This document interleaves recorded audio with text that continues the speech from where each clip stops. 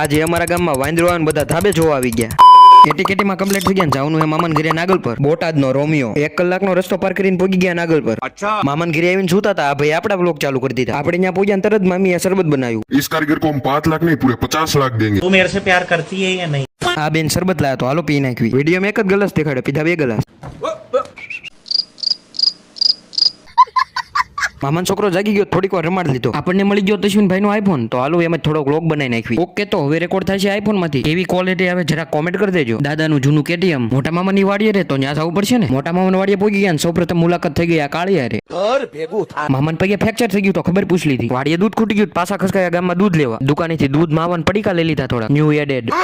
પાછા આવી ગયા વાડીએ, મુલાકાત થઈ ગયા કાળુ હારે.